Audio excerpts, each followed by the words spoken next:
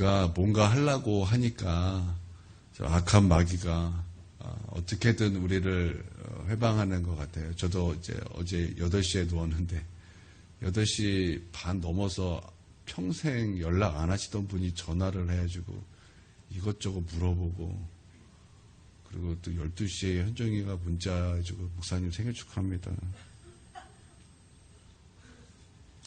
또 어제는 몸이 너무 아파가지고 제가 잠을 못 잤어요. 약을 2개나 먹었는데도 두통이 안 사라져요.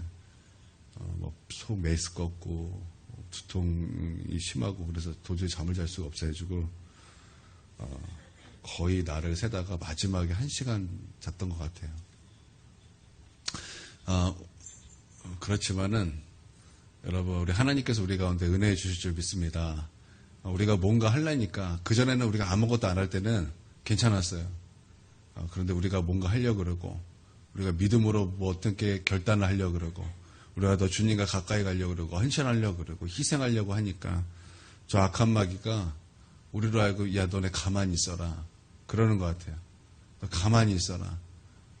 예전에 하던 대로 그냥 가만히 있어라, 그러는 것 같아요. 여러분, 우리가 이럴 때 성령 의지에서 우리가 하나님 앞에 온전히 순종하며 나아가는 저와 여러분이 돼야 할 줄 믿습니다.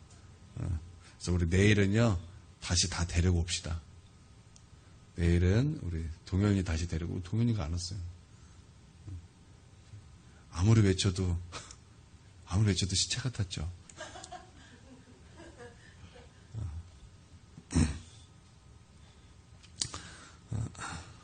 어제 현정이한테 12시에 이렇게 카톡 받고서 얘가 자야 될 시간에 안 자고, 아유, 내일 못 보겠구나.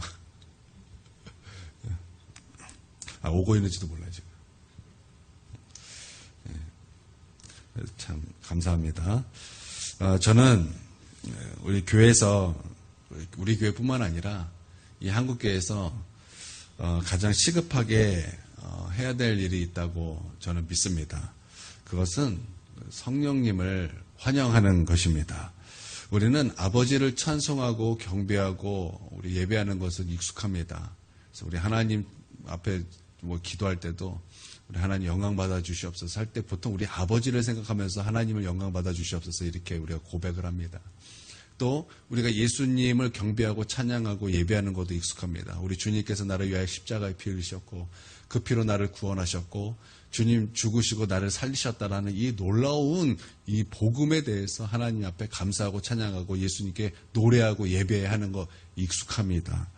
그런데 우리가 성령님을 환영하고 성령님을 초대하고 성령님을 예배하는 것에 있어서는 우리가 좀 익숙하지 않습니다. 그래서 우리가 가장 필요한 것은 성령님을 환영하고 성령님을 예배하고 성령님을 인정하는 것, 그것이 우리에게 먼저 필요한 것이 아닌가 그렇게 생각하게 되었습니다.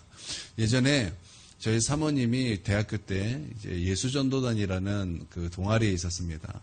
그 동아리에 갔더니 동아리 이제 예배 드리거든요. 예배 들어갔더니 찬양 거의 이제 인도하는 분이 자, 우리 성령님을 초청하면서 예배합시다. 막 그렇게 막 멘트를 하면서 막 기도로 유도하고 이제 자, 기도합시다. 그런데 그때 이제 사람들이 이제 동시에 이제 막 통성으로 기도해야 되는데 사모님이 먼저 치고 나갔어요.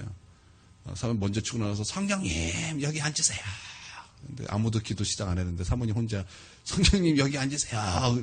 막 치고 나갔더니 사람들이 기도해야 되는데 갑자기 그게 너무 웃겼나 봐요. 갑자기 기도는 못하고 다들 크크크크 되더니 막 빵 터져가지고 민망해서 그다음부터 이제 동아리 안 갔다 그래요. 제가 그 얘기를 듣고 나서 갑자기 성령께서 제 마음속에 이런 마음을 주시는 거예요. 내가 기뻐했다. 그 기도를 내가 기뻐했다. 그러면서 성령님을 인정하고 성령님을 초대하고 성령님을 환영하는 것 정말 중요한 것이구나. 여러분, 우리 삼일체 하나님, 성령 하나님이십니다. 여러분 믿습니까? 우리가 아버지를 찬송하듯이, 우리가 예수님을 찬송하듯이, 우리가 아버지를 환영하듯이, 예수님을 환영하듯이 우리 성령님을 환영하고 인정하고 예배해야 한다라는 것입니다. 나는 오늘 우리 성령님을 찬양하고 성령님을 예배하는 저와 여러분이 되기를 바랍니다. 성령의 역사는요, 하나님의 역사는요, 성령 없이 된 것이 없습니다. 하나님께서 우주 만물을 창조하실 때 우리 예수님께서 이르시되 예수님을 통하여 그 말씀을 통하여 선포되는 대로 천지가 창조되었습니다. 예수께서 이르시되 빛이 있으라 하시니 빛이 있었더라.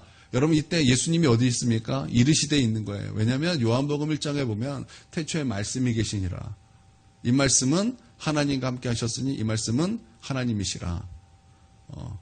말씀이 하나님이시고 그 말씀이 예수님이시다라는 거예요. 제가 뭔가 좀 암송을 좀 잘못했던 것 같은데 말씀 예수님이라는 거예요. 그래서 우리 하나님께서 말씀으로 세상을 창조하실 때 그 말씀은 예수님이었고 또 예수님 없이 그러므로 예수님 없이 천지가 창조되지 않았다라는 것입니다. 그러면 성령님은 뭐 하셨습니까? 성령님은요 하나님께서 말씀으로 창조하실 모든 세상을 품고 계셨다라는 거예요. 마치 닭이 알을 품고 있듯이 우리 성령님께서는 하나님께서 창조하실 모든 것을 품고 계셨다라는 것입니다. 여러분 그러면 교회 탄생은 어떻습니까? 우리 예수님께서 교회 탄생을 말씀하셨습니다. 너는 베드로라. 내가 교회를 세우리 반석 위에 교회를 세우리니 음부의 권세가 이기지 못하리라. 예수님께서 말씀하셨습니다. 또 아버지의 마음속에 우리 가운데 예배할 곳 택한 곳을 교회로 하나님께서 적정하시고 예정하셨습니다. 이때 이런 말을 사용하는 거죠. 그러면 우리 성령님은 뭐 하셨습니까? 여러분 성령님을 통해서 여러분 교회가 탄생됐다라는 것입니다. 오순절날 성령의 바람과 같이 임하시고 또 불로 임하심으로 말미암아 또 베드로를 통해서 예수 그리스도 복음이 증거되고 회개하고 3,000명이 한순간에 생겨난 거예요. 5,000명이 한순간에 탄생된 거예요. 그래서 한순간에 초대형 교회, 예루살렘 교회가 탄생했다라는 것입니다. 여러분 이것은요 사람의 힘으로 된 것이 아닙니다. 여러분 이것은 성령을 통해서 됐다라는 거예요. 그러니까 하나님께서 원하셨던 그 교회의 모습을 성령을 통해서 우리 주님께서 탄생시키셨다라는 것입니다. 그러면 여러분 우리 가운데 주신 새 언약, 하나님께서 우리 가운데 약속하신 새 약속, 새 언약은 또한 무엇입니까? 예수님께서 십자가에 달려 죽으시고 또 십자가에서 우리의 죄를 용서해 주셨을 뿐만 아니라 우리 예수님은 그 십자가에서 아버지께 성령을 받아서 예수님께서는 우리에게 성령을 주신다. 이것이 바로 새 언약이다라는, 그래서 그 성령으로 말미암아 우리의 마음이 굳어졌던 마음이 제거되고 마음이 부드러워져서 하나님의 모든 말씀을 준행하고 이행할 수 있도록 우리 하나님께서 새 언약을 약속하셨다라는 것입니다. 다 성령을 통해서 된다라는 것입니다. 우리가 예수님을 주님이라고 고백할 수 있고 믿을 수 있는 이유가 무엇입니까? 성령이 아니면 예수님을 주시라고 할 수 없다 그랬어요. 다 성령으로 시작됐다라는 것입니다. 그리고 예수님의 탄생도 역시 성령으로 되었다고 말씀하고 있습니다. 여러분 우리의 구원의 시작은 또한 누구로 시작되고 있습니까? 성령님으로 시작되고 있다는 것입니다. 거듭나지 않으면, 성령으로 거듭나지 않으면 너희는 하나님의 나라를 볼 수도 없고 하나님의 나라에 들어갈 수도 없다. 다 성령으로 시작하고 있다라는 것입니다. 예수님의 부활도 성령의 능력으로 된 것입니다. 그러니까 다 성령으로 됐다라는 거예요. 은사는요 성령으로 받습니다. 성령의 열매도 성령을 통해서 맺어진다라는 것입니다. 그럼 교회의 부흥은 어디에 달려 있는 것입니까? 성령에 달려있다라는 것입니다. 여러분 하나님께서 바람을 동서남북에 부셔서 이스라엘 백성에게 메추라기를 주셨다고 성경은 우리 가운데 말씀하고 있습니다. 여러분 성경에서 바람, 여러분 하나님께서 일으키셨던 그 바람은요 늘 성령의 역사입니다. 늘 성령의 역사입니다. 우리 주님께서 성령의 바람으로 동서남북 사방에서 메추라기를 보내주셨듯이 우리 하나님께서 교회에 동서남북 사방에서 성령의 바람으로 영혼들을 보내주실 때 그때 부흥이 있다라는 거예요. 우리가 아무리 노력하고 애써도 여러분 하나님께서 주시지 않으면요 안 되는 거예요. 제가 저번 주에 말씀드렸어요. 저 전도 진짜 많이 했는데 한 명도 안 왔다고. 그때 때가 안 된 거예요. 그때 여러분 실망, 전도 목사님도 전도했는데 안 됐네요. 그게 아니라 아직 때가 안 됐다라는 거예요. 하나님께서 사용하시면요 우리가 가만히 있어도 영혼들이 몰려오게 되어 있는 거예요. 우리가 전도하면 그때 막 열매가 맺어지는 거예요. 여러분 성령을 통해야만 교회에 부흥이 있다라는 것입니다. 그러니까 우리는 누구에게 집중해야 되는 것입니까? 누구를 환영해야 되는 것입니까?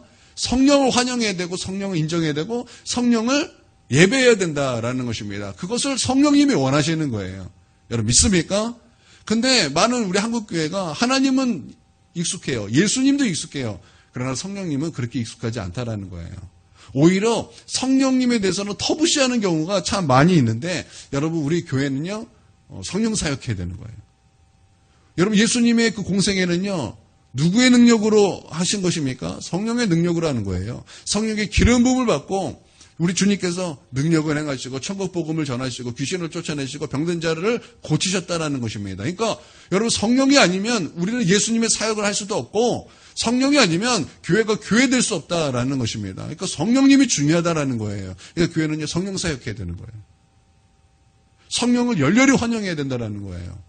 그래서 이곳에 성령님이 충만할 때 여러분 성령님은 교회를 교회되게 할 것이고 우리는 예수님의 사역을 감당할 수 있도록 성령 인도해 주시고 우리를 이끌어 주시고 역사하실 것입니다. 왜냐하면 하나님의 모든 역사는 성령으로 되는 것이기 때문입니다. 할렐루야. 그리고 우리는 예수님을 사랑해야 되는데 예수 사랑도 성령에 달려있는 거예요. 성령. 그래서 성령 충만을 구하고 성령을 구하고 은혜를 구하고 은혜 주시는 분도 성령님입니다. 그래서 은혜의 성령님 그러잖아요. 그러니까 다 성령님이라는 거예요. 그렇게 다 성령님께서 역사하시고 성령님께서 주시는데 우리가 성령님을 터부시하고 성령을 인정하지 않고 환영하지 않는다면요. 여러분 우리는 정말 뭐라고 그럴까요? 그냥 껍데기만 있을 수밖에 없다라는 거예요. 여러분 생명 대신 우리 성령님, 은혜의 성령님, 그 성령님을 초청하고 초대하고 인정하고 환영하여 이곳에 우리 성령님 기뻐하심이 충만한 교회가 되어야 할 줄 믿습니다. 그래서 성령님을 열렬히 환영하시길 바랍니다. 우리 18절 한번 보겠습니다. 18절 시작. 주 그리스도의 나심은 이러하니라. 그의 어머니 마리아가 요셉과 약혼하고 동거하기 전에 성령으로 잉태된 것이 나타났더니. 아멘. 예수의 탄생은 성령으로 잉태된 것이 나타난 것이다 라는 거예요. 이스라엘 백성은 이스라엘은요 결혼이 이제 3번입니다. 처음에는요 약혼을 합니다. 약혼을 해요. 오늘도 여기 그 약혼 이렇게 써져 있죠. 약혼을 합니다. 약혼은 우리랑 똑같아요.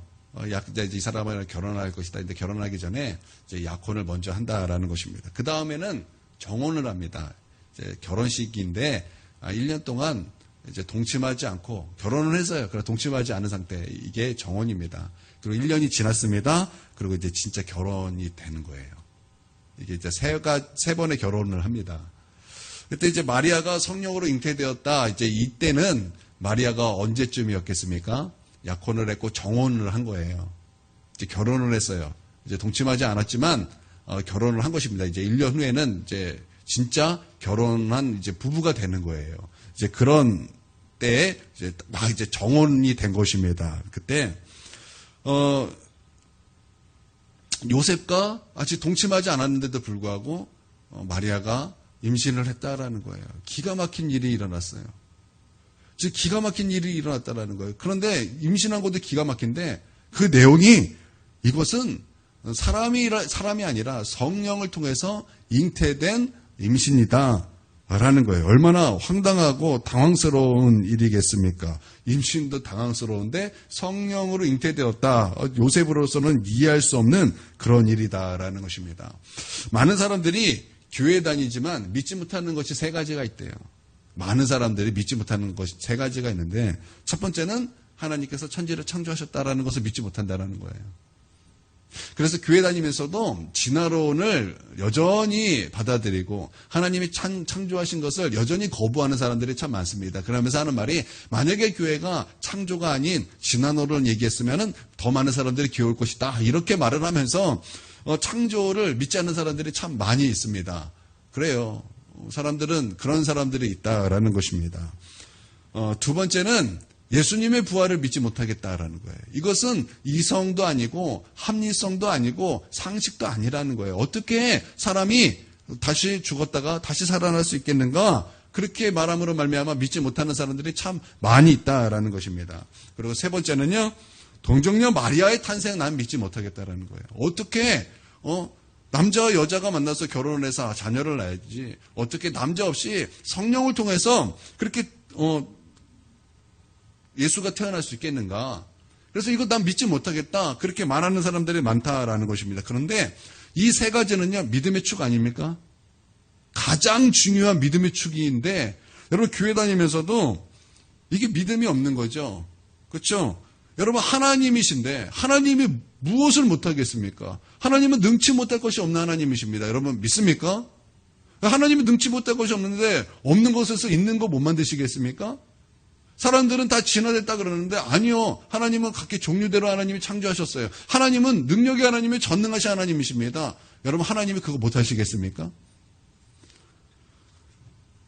하나님 전능하신 하나님인데 예수님 부활하게 하지 못하시겠습니까?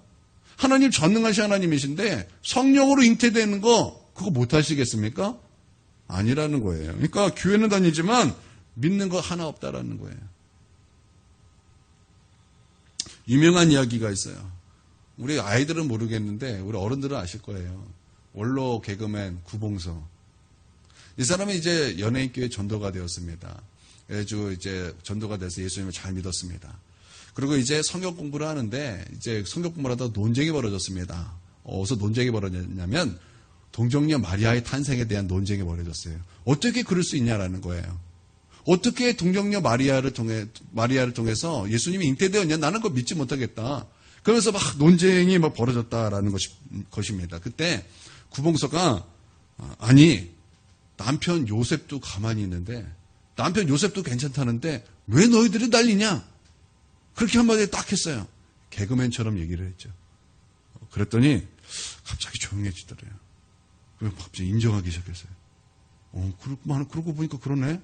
남편도 괜찮다는데 내가 무엇이 간대. 그러면서 마음이 활짝 열리고 예수님을 영접하더라는 거야. 재밌죠? 여러분 되게 유명한 얘기거든요. 남편도 괜찮다는데 네가 뭔 난리냐라는 거예요. 그렇게 해서 많은 사람들이 예수님을 믿게 되었다. 이거 되게 유명한 얘기거든요. 나는 우리가 부딪히는 그런 사람들에서도 이렇게 우리의 그 전문성을 가지고 그렇게 막 전도를 할 수 있는 저 여러분이 되길 바랍니다. 개그맨은 개그맨처럼 전도를 했어요. 또 우리 각자 전문적인 것이 있다면 그것을 가지고 여러분 전도하면 여러분 우리 가운데 하나님께서 큰 열매 맺게 해주실 줄 믿습니다.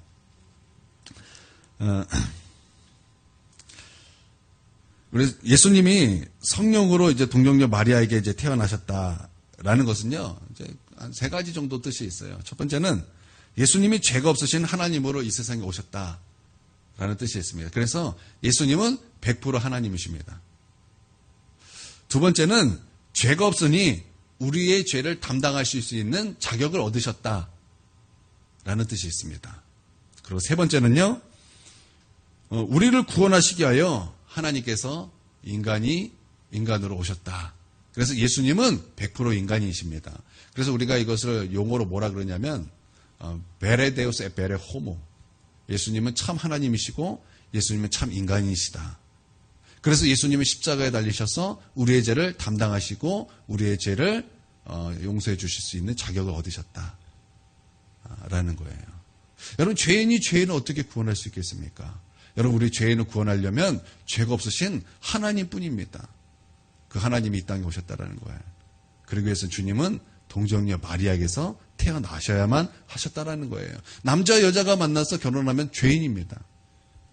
아담의 그 DNA가 내려오는 거예요. 그러나 하나님은 그것을 끊으신 거고 하나님의 능력으로 성령의 능력으로 예수님을 이 땅에 보내주신 거예요. 할렐루야. 그러니까 동정녀 마리아라는 것은요 굉장히 중요한 진리입니다. 여러분 이것에 흔들림이 없는 저와 여러분이 되어야 할 줄 믿습니다.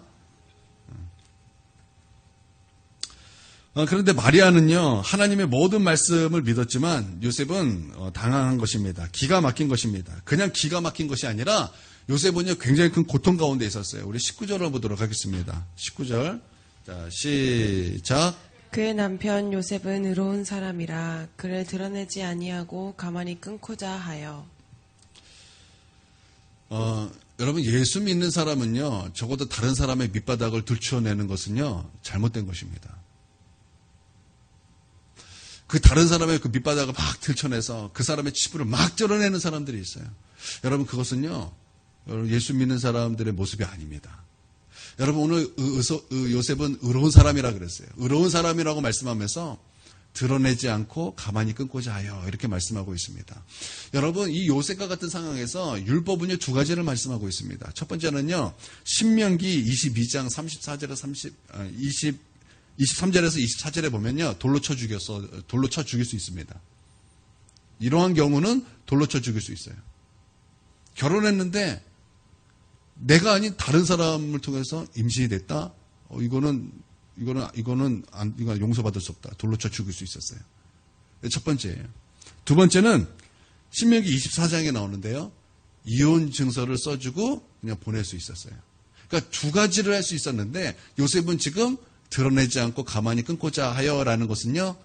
가만히 나타내지 않고 이혼 증서를 써줌으로 말미암아 그냥 조용히 끊고자 했다라는 거예요. 그러니까 예수 믿는 사람은요. 다른 사람의 막 밑바닥을 막 들춰내는 사람들이 아니에요. 예수 믿는 사람은요. 그냥 뭐라 그럴까요? 가만히 조용히 말씀대로 사랑으로 여러분 그 모든 일들을 하는 사람들입니다. 여러분 믿으시길 바랍니다. 저는 그래야 된다고 저는 생각을 해요. 요셉은 그랬습니다. 이 일을 얻고 드러내지 않고 가만히 끊고자 했어요. 그래서 이혼 증서를 써주려고 그랬습니다. 그렇지만 요셉은요. 마음이 굉장히 괴로웠습니다. 마음이 너무나 고통스럽습니다. 마음이 굉장히 아팠습니다. 20절에 보니까 이렇게 말씀하고 있어요. 이 일을 생각할 때에 이런 말씀이 있습니다. 여기서 생각할 때에라는 그 단어는요. 거친 숨, 경노, 분노 이런 단어에서 유래된 엔디메오마이라는 단어예요. 그러니까 이 생각한다라는 말은요. 이것을 통해서 그 요셉의 마음이 너무나 고통스럽고 너무나 마음이 아팠고 너무나 힘이 들었다라는 거예요. 요셉이 그렇게 힘이 들었다라는 거예요. 요셉이 마리아를 드러내지 않고 종이 끊고자 했지만 요셉의 마음은요. 잠잠한 마음이 아니었다라는 것입니다. 그런데 요셉이 그런 생각만 했겠습니까? 여기서 생각했다라는 것은요. 그 생각뿐만 아니라 기도했다라는 거예요. 나는 우리 가운데 고통이 찾아올 때 여러분 하나님 앞에 나와 기도할 수 있는 저와 여러분이 되길 바랍니다. 우리가 기도할 때 하나님은 응답하십니다. 여러분 믿습니까? 예, 요셉이 그렇게 고통스러울 때 요셉은 또 하나님 앞에 기도했더니 천사가 요셉에게 나타나서 마리아를 데려오라 그렇게 응답을 주시더라라는 것입니다. 그러면서 이제 하나님의 약속을 설명하기 시작합니다. 자 요셉아 이제 잘 들어라. 마리아는 성령으로 잉태된 것이다. 너 하나님의 약속 너 들어봤지? 보라 처녀가 잉태하여 아들을 낳으리니 그의 이름을 임마누엘이라 하라. 너 그 말씀 알지? 이건 약속이다. 메시아에 대한 약속인데 이것을 하나님이 오늘 성취하신 것이다. 그러므로 마리아는 지금 그 마리아의 뱃속엔 예수님 하나님의 아들이 잉태된 것이다. 그러니 그를 데려와라. 요셉이 들으면 기가 막힌 얘기예요. 황당한 얘기예요. 이해할 수 없는 얘기예요. 공감할 수 없는 이야기예요. 그러나 천사가 그렇게 기도할 때 천사가 와서 하나님의 약속이 이렇다라는 것을 알려주더라는 거예요. 그때 요셉은 어떻게 됩니까? 이해할 수 없어도 아멘 하는 거예요. 아멘. 천사가 믿습니까? 아멘. 진짜 보라 처녀가 잉태하여 아들을 낳으니 그 이름을 임마누엘이라 하는 것을 믿습니까? 아멘. 그러므로 말미암아 요셉은요 아멘하고 이 마리아를 데려왔다라는 것입니다. 여러분 하나님의 말씀을 붙드십시오. 우리가 그 말씀 약속의 말씀을 붙들으면 하나님은 100% 성취하시고 응답하신다라는 것입니다. 할렐루야. 이해할 수 없지만 하나님의 약속을 붙잡는 것입니다. 여러분 우리 다 말씀 이해하십니까? 여러분 말씀 다 이해하세요? 이해하지 못하는 때가 너무나 많습니다. 지금 내 눈앞에는 너무나 고통스럽고 지금 나의 상황은 눈앞이 캄캄합니다. 근데 말씀은요. 그것과 상관없이 믿으라는 거예요. 하나님의 영광이 있다는 거예요. 인내하라는 것입니다. 그게 이해할 수 없어요. 공감도 안 돼요. 어떻게 그럴 수 있지? 납득도 안 돼요. 근데 하나님의 말씀은 내 상황과 전혀 다른 말씀으로 우리 가운데 말씀하고 있다는 거예요. 난 너무나 고통스러운데 하나님 기뻐하라는 거예요. 나는 너무나 고통스러워서 기도할 힘이 없는데 하나님 기도하라는 거예요. 전능하신 하나님을 붙잡고 기도하라는 거예요. 납득이 안 돼요. 이해가 안 돼요. 그러나 우리가 주의 말씀을 붙잡으면 여러분 거기 하나님의 영광이 나타날 것이고 하나님께서 100% 성취하신다라는 것입니다. 할렐루야. 하나님은 전능하신 하나님이십니다. 없는 것을 있는 것으로 부르시는 하나님이십니다. 우리가 바랄 수 없을 때 바랄 수 있는 하나님이십니다. 우리 하나님은 전능하세요. 능치 못할 것이 없는 하나님이십니다. 우리의 눈은요, 썩었어요. 썩은 동생 눈과 같아요. 우리의 현실만 바라보다가 하나님을 볼 때가 너무나 많아요. 그런 동생 눈이에요. 그렇기 때문에 우리는 무엇을 바라봐야 되냐면 말씀을 바라봐야 되는 거예요. 내 상황을 바라보는 것이 아니라 하나님의 말씀을 바라봐야 되는 거예요. 하나님의 말씀을 봐야 한다는 것입니다. 그리고 그 말씀을 붙잡을 때 하나님 우리에게 말씀의 성취를 주시고 그냥 주시는 것이 아니라 100% 주신다라는 것입니다. 이해할 수 없어도 여러분 우리가 말씀을 보면서 우리가 말씀을 붙잡는 여러분 거룩한 종들 되시기를 주님의 이름으로 축원드립니다. 그러므로 이 요셉은요 이제 마리아를 데려오고 아들을 낳기까지 동침하지 않고 또 낳으니 이름을 예수라 하였다라는 것입니다. 저는 이 말씀을 보면서 창세기 25장에 있는 말씀이 이렇게 연결이 됐어요. 창세기 25장에는요 이제 그 팥죽 한 그릇에 장자권을 판 에서가 이제 나옵니다. 야곱은요, 저 말도 안 되는 그런 뭐라 그럴까요? 말도 안 되는 일을 그리고 이해 안 되는 일이죠. 장자권이 동생에게 온다라는 것은요, 그 이해가 안 되는 거예요. 말도 안 되는 거고 이해도 안 되는 일이에요. 장자권은요, 첫째에게 주신 그런 축복입니다. 그런데 그 말도 안 되는 그 일을 그 야곱은 그 마음속에 어떻게 했습니까? 품었다라는 거예요. 그것을 갈망했다라는 거예요. 다시 바꿔 말하면 하나님의 축복을 갈망했고 하나님의 말씀을 갈망했다라는 거예요. 그것을 믿었다는 나의 것으로 그것을 받아들였다라는 거예요. 우리가 예언 받을 때 여러분 누군가 다른 사람이 조금 예언을 하면요. 그게 그 사람만의 예언이 아니에요. 내가 그것을 믿음으로 취하면 그것이 내 예언이 되고 내가 그것을 믿고 그렇게 따라가면 그게 내 것이 되는 것입니다. 그것이 이제 우리가 예언 받을 때 우리가 기본적으로 알아야 될 지식입니다. 왜 이게 영적 원리이기 때문에 그래요. 여러분 야곱도 마찬가지예요. 내 거 아니에요. 나한테 오는 건 사실 이해할 수 없고 말도 안 되는 내용이지만 야곱은 그것을 갈망했어요.